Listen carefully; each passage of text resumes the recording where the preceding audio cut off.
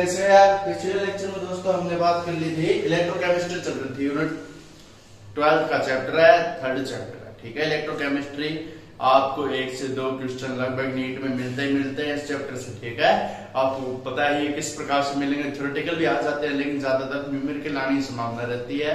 अपने चल रही थी इलेक्ट्रोकेमिस्ट्री में चलने पे हमने क्या पढ़ रहे थे? हम पढ़ रहे थे इलेक्ट्रोकेमिस्ट्री में हमने सबसे पहले कर लिए इलेक्ट्रोकेमिकल सेल कर लिए, ठीक है, इलेक्ट्रोलाइटिक सेल कर ली। ठीक है, इलेक्ट्रोकेमिकल सेल की बात करने वाले हैं, डैनियल सेल SHA आता है इसके बाद में। ठीक है, इनमें क्या होती है? रेडॉक्स रिएक्शन होती है। आपके रेडॉक्स रिएक्शन कैसी होती है? जिसमें ऑक्सीडेशन व रिडक्शन दोनों रिएक्शन शामिल और रेडॉक्स रिएक्शन कहलाती है। ठीक है, डैनियल सेल का प्रारूप डैनियल नामक वैज्ञानिक ने दिया था, उसको बताने वाला हूँ। इसके बाद हम SHA लेंगे जब अपने पास क्या हो, इलेक्ट्रोड की कमी होता है, SHA लिया जाता है और इसमें क्या है, अर्ध सेल को उपयोग करेंगे। ठीक है, हम डैनियल सेल को किस प्रकार लगाएंगे? मेरे पास एक बीकर होगा, उसमें सॉल्यूशन होगा, दूसरे में सॉल्यूशन होगा, एक में अर्ध इलेक्ट्रोड यानी एक इलेक्ट्रोड जिंक का लगा देंगे, एक में एक तरफ कॉपर का लगा देंगे। अब कॉपर व जिंक में से ऑक्सीडेशन किसका हो, यानी दाब कौन करेगा? ये करेगी इलेक्ट्रोकेमिकल सीरीज। इलेक्ट्रोकेमिकल सीरीज में जो नीचे आता है उसका ज्यादा। अब इसमें देख तो जिंक का एनोड पर ऑक्सीडेशन होगा, क्यों होगा? क्योंकि कॉपर क्या आता है, कॉपर है भाई साहब, वो नीचे आता है।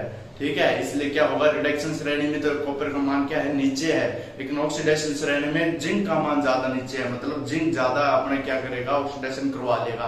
तो अपने पास जिंक का ऑक्सीडेशन हो जाएगा और उसमें हम जिंक सल्फेट और कॉपर सल्फेट का विलयन ले रहे हैं। इस विलयन में एक बात ध्यान रखने लायक है, क्या इसमें ये बात ध्यान रखने लायक है कि इसमें जो सॉल्यूशन होगा, मान लीजिए एनोड का सॉल्यूशन है, उस पर तो नेगेटिव चार्ज रहेगा। ठीक है, उस पर पॉजिटिव चार्ज रहेगा, सॉरी, क्योंकि इसमें पॉजिटिव चार्ज रहेगा, लेकिन विलयन के बाहर जो इलेक्ट्रोड है उस पर वो नेगेटिव चार्ज रहेगा। और उस कॉपर वाले में क्या रहेगा, विलयन होगा, उसमें तो रहेगा आपके नेगेटिव चार्ज और इलेक्ट्रोड पर पॉजिटिव। आई ना बात समझ में? ठीक है, इसी प्रकार से हम स्टार्ट करते हैं डैनियल सेल। इलेक्ट्रोकेमिकल सेल या डैनियल सेल पढ़ते हैं, फर्स्ट सेल पढ़ते हैं डैनियल सेल की आपके क्या आती है, 11th वालों में 12th वालों के लिए सीधे प्रणाली पूछ लेता है, डैनियल सेल बताइए और किस प्रकार बनता है। और यहाँ पर आपको समझने के लिए थ्योरेटिकल पोर्शन बनता है यहाँ पर। ठीक है, अब देख मेरे पास क्या है, इलेक्ट्रोकेमिकल सेल। ठीक है, इलेक्ट्रोकेमिकल सेल, इसमें पढ़ेंगे आज आप डैनियल सेल और क्या पढ़ेंगे, इलेक्ट्रोपोटेंशियल विभव। ठीक है, इसके बाद मेरे पास क्या है, मैंने क्या किया, मेरे पास एक जिंक सल्फेट एक कॉपर सल्फेट का सॉल्यूशन लिया। जैसे मैं इसको इलेक्ट्रिसिटी पास करूंगा तो ये जिंक प्लस कॉपर सल्फेट में, कॉपर प्लस सल्फेट में ऑक्सीडेशन और रिडक्शन किसका होगा, ऑक्सीडेशन होगा जिंक का। क्यों हुआ, इलेक्ट्रोकेमिकल सीरीज में नीचे आता है और इसका क्योंकि ये क्या हो जाता है, ऑक्सीडेशन की श्रेणी उसमें ऊपर आता है। इसके लिए मैंने आपको एक ट्रिक भी बताई थी, सबसे पहले मैंने बताया था, ये ऑक्सीडेशन के लिए अगर आपको देखना हो तो इस प्रकार से देखें, ऑक्सीडेशन के लिए तो ऑक्सीडेशन के लिए देखें और रिडक्शन के लिए अलग अलग देखें। ऑक्सीडेशन के लिए देखें तो सबसे पहले S ब्लॉक की, फिर D ब्लॉक का देखें, फिर इसके बाद क्या देखें, H हाइड्रोनियम आयन देखें। इसके बाद मैंने क्या बताया था, हाइड्रोनियम आयन देखने के बाद कॉपर, फिर Hg, फिर Au, इस प्रकार से देखें। तो D ब्लॉक में सबसे पहले ये भी आता है, लेकिन कॉपर वाले का आपके क्या ज्यादा है, इसका दोस्तों क्या ज्यादा है, इसका ज्यादा, आपकी ऑक्सीडेशन नंबर इसका ज्यादा है। तो इस प्रकार से ऑक्सीडेशन तो होगा, अगर आप देखेंगे तो ये तो है आपके ऑक्सीडेशन के लिए है। इसमें D ब्लॉक में आ गया, जिंक हो गया और कॉपर बाद में आता है, लेकिन आप रिडक्शन करेंगे तो इसका उल्टा हो जाएगा, ये ऑक्सीडेशन ये रिडक्शन। बहुत इंपॉर्टेंट है आज उतारने, ये मेरी ट्रिक है। ठीक है, अगर आप रिडक्शन करेंगे तो सबसे ज्यादा अच्छा रिडक्टेंट कौन होगा, रिएक्टेंट एजेंट कौन सा होगा, Au। ठीक है, इसके बाद सिल्वर होगा, ये उल्टा देना है अपने को। अगर ऑक्सीडेशन की बात करें सबसे अच्छा S ब्लॉक जैसे लिथियम, इनका होगा ऑक्सीडेशन सबसे पहले, फिर D ब्लॉक आ जाएगा, फिर इसके बाद H आ जाएगा, Fe वगैरह हो गए, निकल वगैरह हो गए, उसमें क्या होगा, अच्छा ऑक्सीडेशन होगा किसकी तुलना में, जिंक। अगर जिंक लेते हैं तो उसमें आ जाता है। ठीक है, इस प्रकार से उनको इलेक्ट्रोकेमिकल सीरीज याद रखनी है। लगभग आपके इलेक्ट्रोकेमिकल सीरीज के जो इलेक्ट्रॉन विभव का मान होता है वो दिया हुआ होता है। ठीक, क्वेश्चन में ये आप बता रहे। अब देख मैंने क्या किया, मैंने यहाँ पर जिंक सल्फेट कॉपर सल्फेट का विलयन लिया, इलेक्ट्रिसिटी पास की। इलेक्ट्रिसिटी पास करने वाले में क्या किया कि इसमें जो विलयन था मेरे को पता चला कि इसमें विलयन है वो मिक्स्ड ना हो जाए। तो इसलिए मैंने इसके लिए KCl लिया। KCl को ब्रिज साल्ट भी कहते हैं, ताकि क्या हो, अलग अलग रहे। तो अपन क्या कह सकते हैं, इसका एक उपयोग क्या हो गया, use for liquid liquid cancel potential. तो ये पोटेंशियल क्या कर देता है, लिक्विड लिक्विड जंक्शन होता है या पोटेंशियल होता है, उसको अलग कैंसिल कर देता है। दूसरी बात ये क्या करता है, इंटरनल करंट सर्किट का प्रदान करता है, इनको इंटरनल करंट सर्किट प्रदान कर रहा है, ठीक है। और ब्रिज साल्ट आपको क्या है, ब्रिज साल्ट किसका बना होता है, KCl, क्योंकि इसमें क्या होता है, संदर्भ रूप में लिया गया है KCl को। और इस प्रकार से क्या होता है, इसमें एगार प्लस जिलेटिन मिला दिया जाता है, ताकि क्या हो जाए, ये हिले नहीं, इसलिए एगार प्लस जिलेटिन इसमें मिला दिया जाता है। तो मैंने क्या किया, यहाँ पर मेरे पास इलेक्ट्रॉन का आपको पूछे तो विलयन में तो आपके पॉजिटिव चार्ज है, यहाँ पर मैंने ऑक्सीडेशन कराया जिंक का, तो जिंक का ऑक्सीडेशन कराया तो जिंक +2 में जाएगा, 0 से +2 जाना ऑक्सीडेशन। कॉपर क्या है, +2 से 0 में जाएगा तो रिडक्शन हो जाएगा। तो यहाँ पर ये इलेक्ट्रोड था, मैंने क्या किया, सॉल्यूशन तो पॉजिटिव है, यहाँ पर इस प्रकार जिंक +2 में गया, बाहर निकाला, और इस प्रकार तो यहाँ पर नेगेटिव, यहाँ पर पॉजिटिव। लेकिन हम जो इलेक्ट्रॉन की गति लेंगे, सोचना तो ये, जो इलेक्ट्रॉन की मूवमेंट लेंगे, इलेक्ट्रॉन की आपकी वो देंगे, आपके जो लेंगे आप, ठीक है, दिशा लेंगे, वो किस प्रकार से होगी, सॉल्यूशन पॉजिटिव है तो इलेक्ट्रॉन यहाँ से निकल के कैथोड की तरफ। तो इलेक्ट्रॉन की आपसे पूछा जा सकता है, एनोड टू कैथोड होता है, ठीक है। इसके लिए ट्रिक बता देता हूं मैं, एलोन, एक मूवी आई है ना, एलोन आई थी, एलोन, इसके लिए ट्रिक है, anode oxidation, L left side में रखा जाएगा, ऑक्सीडेशन होगा, ठीक है, और यहाँ पर नेगेटिव चार्ज आता है, ठीक है। ये है इसकी ट्रिक, ये ट्रिक और लिख ले, ठीक है। ये ट्रिक से आप याद रखें, इस प्रकार से ऑक्सीडेशन पता ही है, यहाँ क्या करेंगे ऑक्सीडेशन में, लूज ऑफ इलेक्ट्रॉन या gain of electron, lose of electron और गेन ऑफ इलेक्ट्रॉन रिडक्शन होता है। इसके बाद देखूं, मेरे पास डेनिल आ गया, सभी प्रणाली आ गई समझ में। हम इसमें क्या कह देंगे, कॉपर, ठीक है, इसमें क्या कह देंगे, कॉपर सल्फेट, हम लिखेंगे zinc electrode in aqueous solution, ठीक है, zinc electrode in aqueous solution, ZnS4 act as zinc anode and copper sulfate in aqueous solution, Cu plus electrode act as reductant, ठीक है, डक्टेंट, यानी किसके प्रकार से, ये तो कैथोड पे आ जाता है, ये एनोड पे आ जाता है। इसके बाद हम पढ़ेंगे ब्रिज साल्ट, बता दिया, ब्रिज साल्ट मैंने बता दिया, ये क्या है, ट्यूब लाइक स्ट्रक्चर होती है, जो क्या काम करती है, इसमें जिंक, जिसमें क्या है, एगार प्लस जिलेटिन भरा होता है। तो KCl के हम लिखेंगे, साल्ट ब्रिज के लिए क्या लिखेंगे, एक ऐसी, ठीक है, एक ऐसी संरचना, एक ट्यूब लाइक संरचना, ठीक है, जिसमें क्या है, KCl के साथ क्या हो, जिंक प्लस वो एगार प्लस जिलेटिन का पदार्थ भरा हो, ए ट्यूब लाइक, ए inverted tube like structure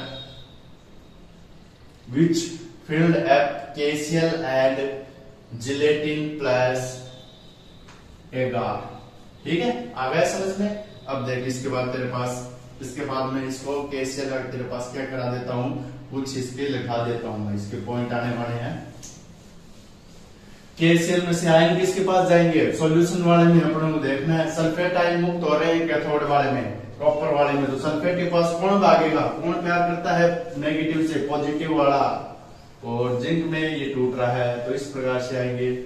2 Cl कहां जाएंगे, तो 2 पॉजिटिव कहां जाएंगे, तो पॉजिटिव तो जाएंगे आपके कैथोड वाले में, नेगेटिव जाएंगे आपके उस वाले में। तो सॉल्यूशन के आधार पर हम क्या दे देंगे, पॉजिटिव नेगेटिव को नाम दे देंगे।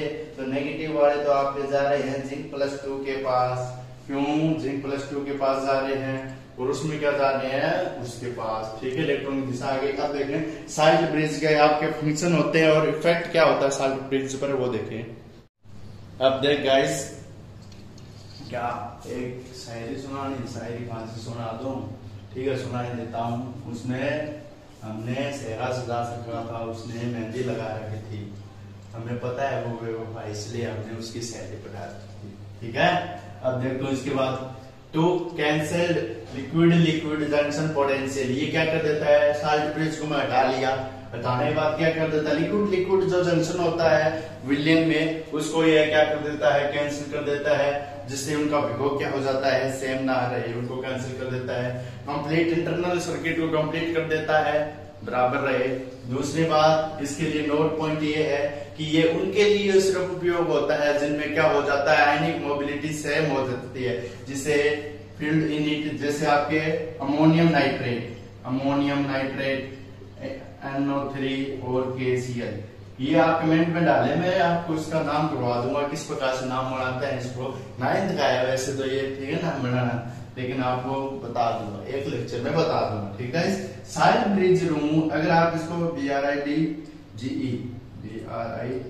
ब्रिज, साल्ट ब्रिज रिमूव, अगर आप साल्ट ब्रिज को निकाल लेंगे तब क्या होगा, cell stop working, then cell आएगा, सेल हो जाएगा, वो वर्किंग करना बंद कर देगा। मैंने उसकी मेन चीजों को ही निकाल लिया तो बंद करना बंद कर देगा।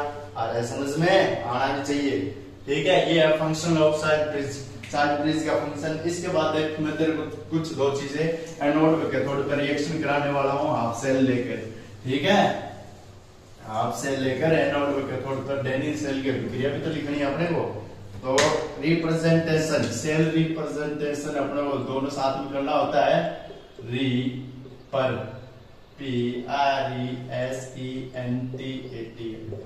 सेल रिप्रेजेंटेशन, इसके लिए अपन क्या कर देते हैं, एक तरफ एनोड ये फिक्स है, ठीक है, लेफ्ट तरफ एनोड और राइट तरफ कैथोड।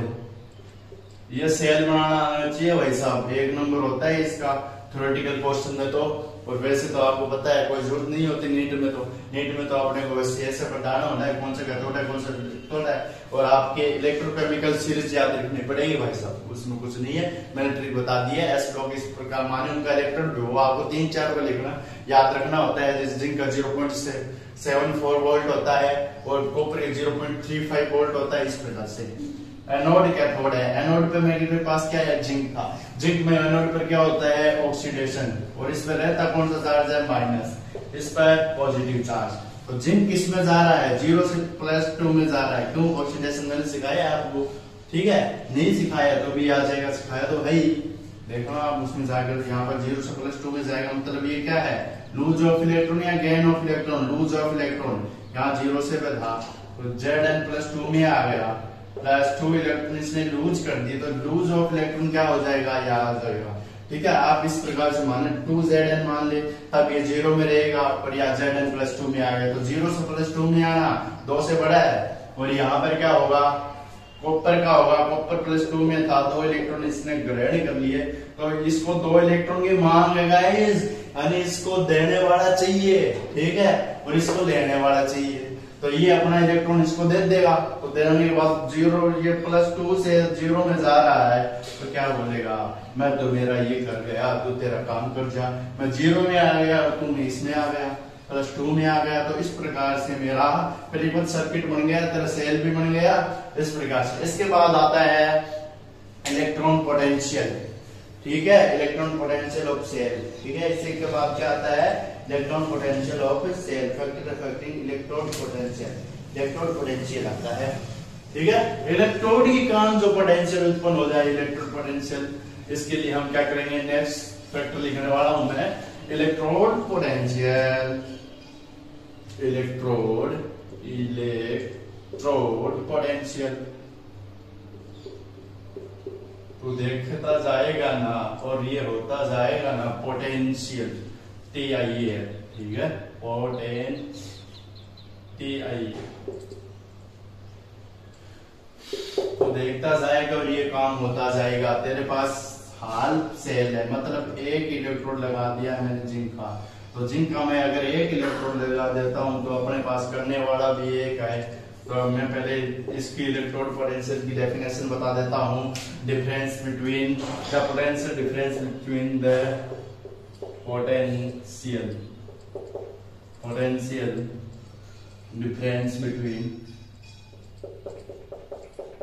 difference between electrode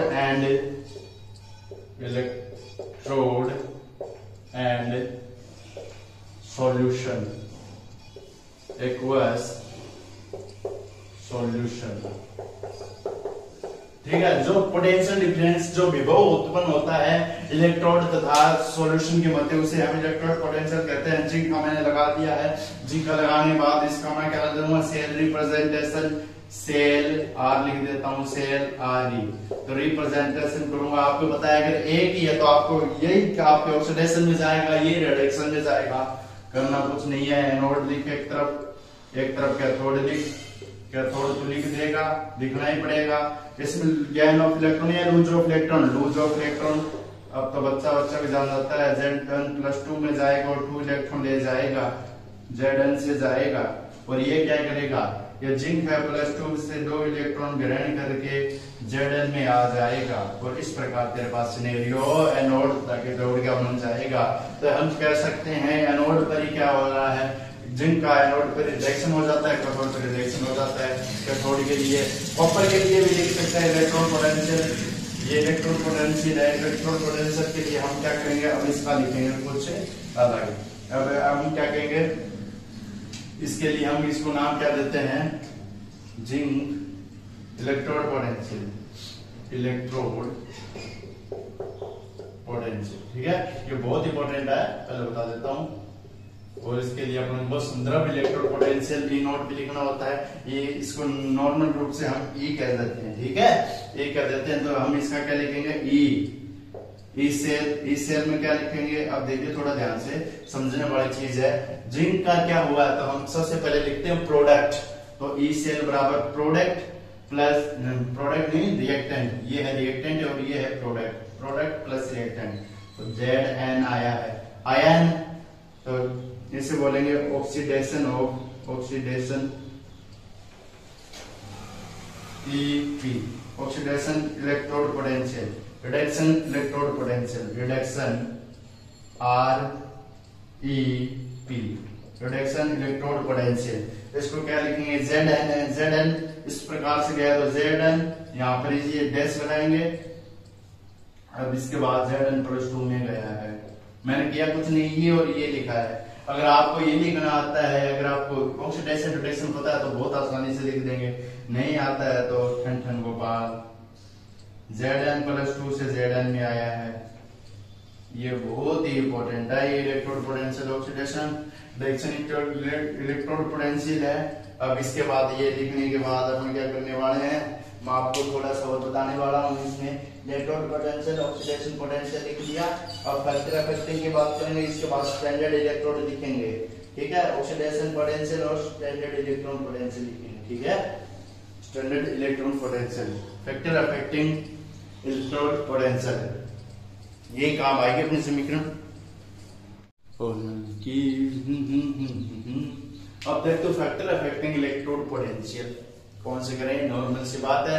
सबसे पहले लगभग ये मिलता ही है आयन की सांद्रता। अगर आयन का ज्यादा मोबिलिटी हो जाएगी तो इलेक्ट्रोड पोटेंशियल का मान ज्यादा हो जाएगा, कम हो जाएगा कम हो जाएगा। प्रेशर ऑफ गैस का भी मान निर्भर करता है, टेम्परेचर तो करता ही करता है। उसके बाद नेचर ऑफ हाफ सेल की प्रकृति निर्भर करती है। पूरा सेल हो जाएगा तो फैक्टर इलेक्ट्रोड पोटेंशियल बढ़ ही नहीं पाएगा। और हाफ सेल में तो बढ़ता है क्योंकि सॉल्यूशन और विलयन के बीच में रहता है, पूरा सेल में नहीं रहता। और स्टैंडर्ड इलेक्ट्रोड पोटेंशियल आता है। इसके बाद वैज्ञानिकों ने क्या बताया, एक इलेक्ट्रोड पोटेंशियल निर्धारित कर दिया। अगर इसको स्टैंडर्ड मान लो आप, इसको स्टैंडर्ड मानने के बाद आप क्या करो, इलेक्ट्रोड पोटेंशियल को आप ज्ञात करो। तो इसके लिए इन्होंने क्या किया, हाइड्रोजन नाम का एक एलिमेंट है, आवारा तत्व, वो किसी के साथ नहीं करता, क्या नहीं करता, सेटिंग नहीं करता। ठीक है, किसी के साथ मतलब आवारा घूमता रहता है, मेरे को मिले मैं उसके वर्ग में चला जाता हूँ, इसलिए मैं आवारा तत्व कहलाता हूँ। ठीक है, मैं हूँ आशिक आवारा नहीं है, ये हाइड्रोजन आवारा है। ठीक है, अब यहाँ पर electrode potential is measured eight standard condition bye with hydrogen. इन्होंने यह बताया जब इलेक्ट्रोड पोटेंशियल को स्टैंडर्ड कंडीशन टेम्परेचर जब 25 डिग्री सेल्सियस और स्टैंडर्ड है, 1 मोलर आपके क्या लिया है, कंसंट्रेशन लिया है, और एक आपके 1 एटीएम प्रेशर लिया है। तो इन्होंने क्या बताया, इस कंडीशन पर क्या होगा, हाइड्रोजन को लेने पर स्टैंडर्ड पोटेंशियल का निर्माण हो जाएगा, जिन्होंने इनको SHE कहा। ठीक है, अब देख इन्होंने ये किस प्रकार से बनाया। इन्होंने सबसे पहले एक सॉल्यूशन लिया, पीटी बॉयल, इसमें जो प्लेटिनियम के अणु विलियन था। इसके बाद इन्होंने क्या किया, लेने के बाद इस प्रकार से, इस प्रकार से और इस प्रकार से, ठीक है। एसएचजी नाम का लिया, एक एटीएम प्रेशर डाल दिया और एक एम इन्होंने क्या दे दी, कंसंट्रेशन दे दी, कंसंट्रेशन दे दी, ठीक है। और यहां पर इन्होंने एक पीटी वायर लगा दिया इस प्रकार से, पीटी इलेक्ट्रोड लगा दिया। पीटी इलेक्ट्रोड क्यों लगाया पीटी इलेक्ट्रोड? क्यों पीटी इलेक्ट्रोड अच्छा क्या होता है, एनोड कैथोड बता देता है, इसलिए इसको लगाया। अब ये पोटेंशियल होता है, ये किसके लिए होता है, डिफरेंस होता है इलेक्ट्रोड के लिए। क्यों लगा मानते हैं इसको सिंपल, क्योंकि इसका उपयोग एनोड के लिए भी किया जा सकता है, कैथोड के लिए भी किया जा सकता है, ठीक है। यानी एनोड, अगर आपको एनोड पर एक सिरा दे दे और दूसरा नहीं दे तो आप कैथोड पर जोड़ देंगे, और आपको कैथोड पर नहीं दे, एनोड पर है तो आप कैसे कह रहे हैं, कैथोड पर जिस तरह ज्ञात है उस पर लगा दें, ठीक है। इसको ज्ञात विभव भी कहा जाता है, मानक विभव, ठीक है। स्टैंडर्ड का मतलब होता है मानक। अब इसके बाद देख तो तेरे को क्या करना है, मेरे पास मान लीजिए पीटी वाला है ना, तो पीटी वाला लिखेंगे, ये फिजिक्स वाला नहीं है, पीटी वाला है, तो पीटी वाला प्लेटिनियम तार लगाया है। मैं क्या लिखता हूँ, अलग इलेक्ट्रॉनिक पोटेंशियल लिखूंगा, जिंक के लिए अलग लिखूंगा, कॉपर के लिए अलग लिखूंगा। Standard condition potential, standard condition मानूंगा इनको, ठीक है। स्टैंडर्ड कंडीशन पोटेंशियल लगाऊंगा 0.76 और 0.76, 0.76 कॉपर के लिए भी लगाऊंगा, ठीक है। अलग अलग पोटेंशियल लिखूंगा। पहले इनका लिख देता हूं मैं S2 गैस के लिए, S2 क्या होगी, रिडक्शन, और S2 उपयोग में आएगी, S2 रिडक्शन में आएगी। S2 के लिए लगाया है, S2 गैस है तो एक एटीएम S2 गैस का प्रेशर है, S2 के लिए लगाया है तो मैं एनोड पर भी S2 लिखूंगा, ऑक्सीडेशन भी एनोड का, रिडक्शन भी एनोड का, दोनों तरफ होगा। तो आपको पता ही है रिडक्शन में कमी हो जाती है और इसमें पॉजिटिव, इसमें इलेक्ट्रॉन क्या करेंगे, लूज करेंगे, 2 इलेक्ट्रॉन लूज करेंगे। कितने में इसमें लूज करा दूंगा, अगर हाइड्रोजन 0 में से +2 में चला जाएगा, यानी 2H 0 था और ये हाइड्रोजन H2 में चला गया, तो किसमें आया, ये +2 में आया है या H2 से +2 में आएगा, ये H2 से आएगा, सॉरी ठीक है, ये H2 से आएगा। थोड़ा सा इसमें करेक्शन करना, क्यों H2 तो 0 होता ही है, भूल जाता हूं मैं आया हुआ है, क्योंकि होमो मॉलिक्यूलर होता है, वो होमो के लिए वो क्या होता है, 0 होता है, ठीक है। यानी होमो ये गैस है, ठीक है, गैसों के लिए क्या होता है, रिडक्शन का मान 0 होता है। आपको ऑक्सीडेशन रिडक्शन वाला चैप्टर में ही पढ़ाऊंगा, उसमें बताऊंगा, ठीक है। रेडॉक्स रिएक्शन वाला, उसमें देखिए H2 है ना, H2 है, H2 किस में चला गया, 2H+2 इलेक्ट्रॉन इसने लूज कर दिए, 0 से +2 में चला गया, और ये क्या कर दिया, इसने क्या कर दिया, इसने किया कुछ नहीं है, 2H इसने 2 इलेक्ट्रॉन ग्रहण कर लिए, 2 इलेक्ट्रॉन ग्रहण करके H2 में आ जाएगा। तो ये क्या किस में आ रहा है, 0 में आ रहा है, +2 से 0 में आना, रिडक्शन हो जाएगा। इसको हम इनोड सेल लिख सकते हैं। इनोड सेल लिखने के लिए, इनोड सेल इलेक्ट्रोड पोटेंशियल जिसे बोलते हैं, मानक electrode, standard electron potential cell. इसके लिए हम लिखने के लिए सबसे पहले हमने पीटी का वायर लगाया है। इसके बाद में प्रोडक्ट, रिएक्टेंट और प्रोडक्ट लिखूंगा। H2 किसमें से गया है, H2 गया है 2H पॉजिटिव में, लिख दिया। यहाँ पर इनोड सेल लिखेंगे, इनोड सेल ऑफ किसका, यहाँ पर इनोड सेल, इसको मैं क्या बोलूंगा, स्टैंडर्ड ऑक्सीडेशन इनोड सेल या standard oxidation electrode potential, reduction electrode potential, ठीक है। ये स्टैंडर्ड है, स्टैंडर्ड को ये दर्शा रहा है इनोड सेल। अब के बाद लिखूंगा मैं 2H, अब के बाद 2H किस में गया है, 2H गया है H2 में, और वायर किसका है, पीटी का। इस प्रकार से मैं दर्शा दूंगा और इस प्रकार से तेरी ये रिएक्शन लिखी जाएगी। देख तू, तेरे को लिखना आ गया, गाइस पहले मेरे को ही नहीं आता था, सच्ची बात है, क्योंकि यानी मेरे को 12th तक ये आता ही नहीं था कैसे लिखा जाता है। फिर मैंने क्या किया, अपने थोड़ी स्टडी को यूट्यूब पे देखा, यूट्यूब पे देखने के बाद मैंने थोड़ी नीट वाला है, नीट वाले के लिए मैंने क्या की तैयारी की थी। उसमें क्या है, जिस प्रकार से आप उन जब टीचरों से पढ़ते हैं ना, तो आपको बहुत अच्छा आनंद आता है और आपको समझ में आता है कितना अंतर होता है उस पढ़ाई में और यहाँ की पढ़ाई में। बहुत अंतर होता है, यहाँ पर बच्चों को रटाया जाता है, वहां समझाया जाता है, ठीक है, ये बात ध्यान रखना। अगर आप कोई भी सब्जेक्ट है, अगर आप मान लीजिए नौकरी लेगा तो बहुत अच्छी बात है, लेकिन अगर आपकी सब्जेक्ट पे कमांड हो जाएगी तब आपको जरूरत नहीं पड़ेगी। अपने सब्जेक्ट पे कमांड रखें, कोई भी सब्जेक्ट हो, सबका फेवरेट लगभग तो बायोलॉजी वालों का फेवरेट केमिस्ट्री होता है और मैथ्स वालों का फिजिक्स होता है, ठीक है। सबसे ज्यादा डिमांड मैथ, फिजिक्स और केमिस्ट्री है फिलहाल तो। अब देखिए इसके बाद ये करने के बाद मेरे को क्या करना है, जिंक के लिए बनाना है। जिंक का पास मेरे पास एनोड तो है, कैथोड नहीं है, तो मैं क्या करूंगा, जिंक के लिए एनोड और कैथोड बना दूंगा, ठीक है। जिंक के लिए क्या बना दूंगा, एनोड और कैथोड बना दूंगा। एनोड और कैथोड बनाने के लिए मैं क्या करूंगा, standard oxidation potential of zinc, इसके लिए मैं हेडिंग डालूंगा standard oxidation potential of zinc, potential of zinc, यानी जिंक का स्टैंडर्ड ऑक्सीडेशन पोटेंशियल लिखना है। तो इसके लिए मैं क्या करूंगा, जिंक को हाफ सेल तो लूंगा, इसका हाफ सेल जिंक है, जिंक का है, एनोड पे लूंगा एनोड, कैथोड और इलेक्ट्रोड सेम बनेंगे इसके, ठीक है।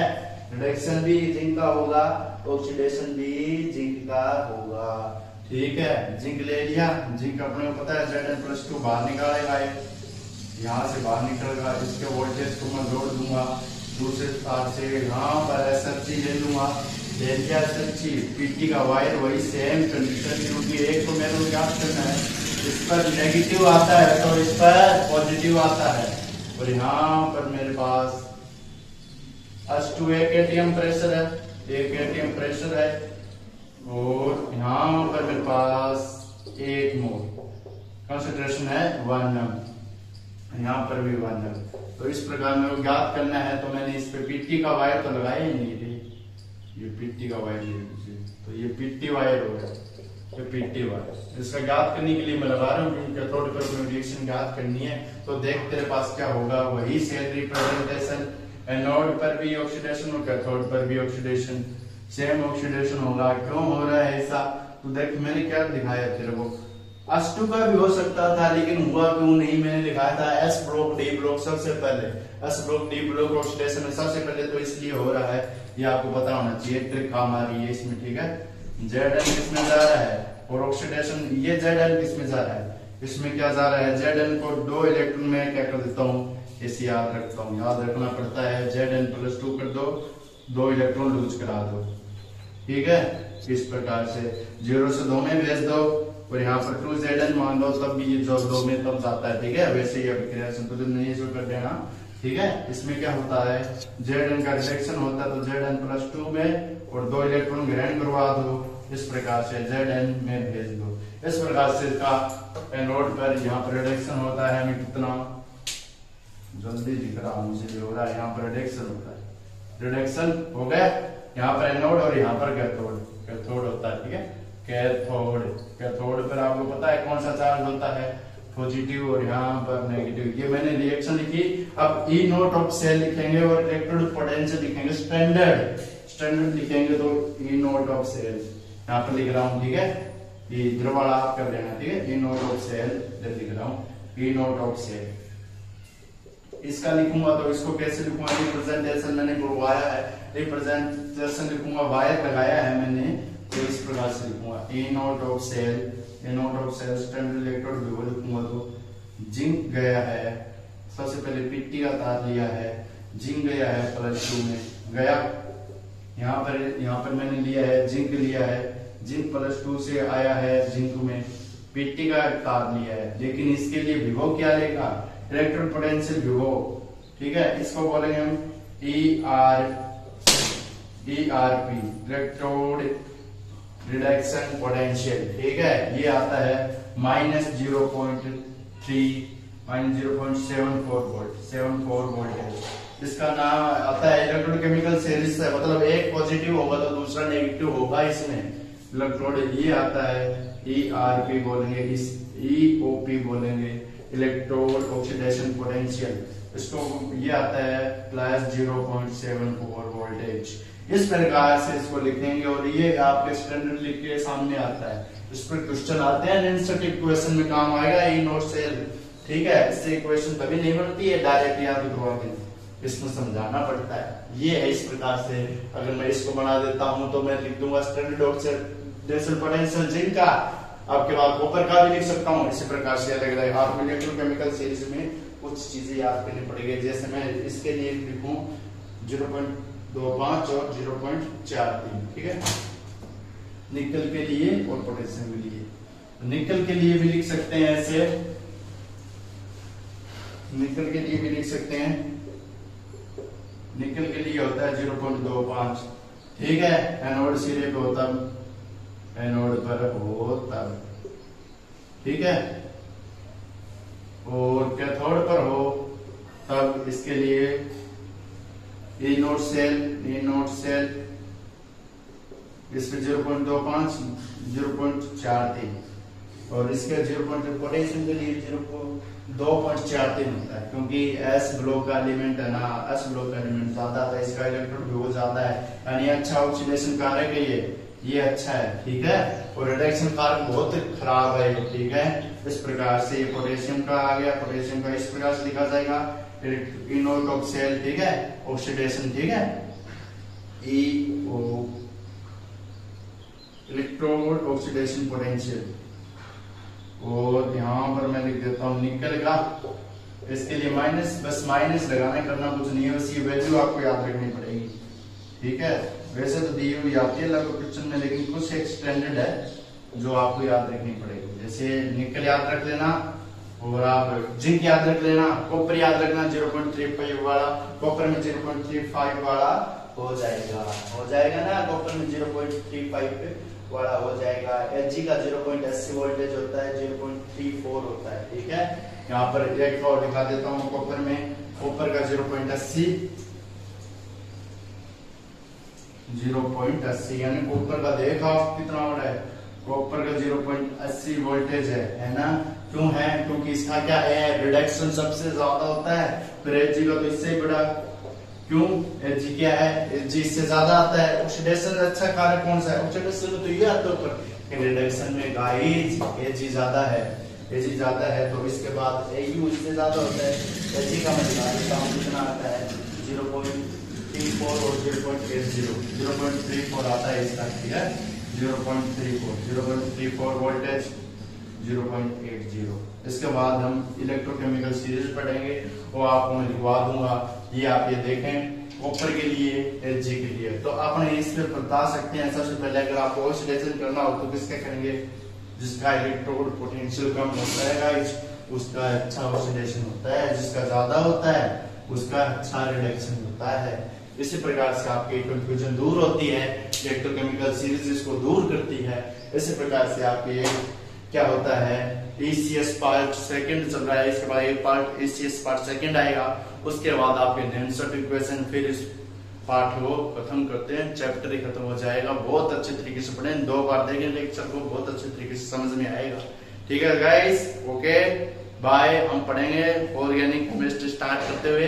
IUPAC नेमिंग चल रही है, IUPAC नेमिंग फ्रीड नेमिंग करवा दी, नॉर्मल नेमिंग करवा दी, कार्बन के बता दिए, और नॉर्मल पिछले लेक्चर में मैंने कराई थी, वेलर क्रेब वाली करवाई थी, और उसके बाद मैंने आपको घातक ले आया था। उसके बाद एस्टर की नेमिंग पढ़ेंगे, उसके बाद हम पढ़ेंगे जिनमें एब्जी प्रेजेंट, एब्जी एब्सेंट हो, ठीक है, कार्बन उसमें एब्जी प्रेजेंट दे, एब्सेंट वाली करेंगे। उसके बाद हम 3 टाइप की नेमिंग बताई थी, IUPAC नेमिंग कर लेंगे। उसके बाद हम कुछ नियम होंगे, और इसके बाद हम करते करते बहुत अच्छे तरीके से तगड़ी वाले IUPAC नेमिंग करेंगे, ठीक है। ऐसे नॉर्मल IUPAC नेमिंग नहीं करेंगे जो नीट के एग्जाम में आते हैं, IIT में आती है, और आपके नेट के एग्जाम में आती है।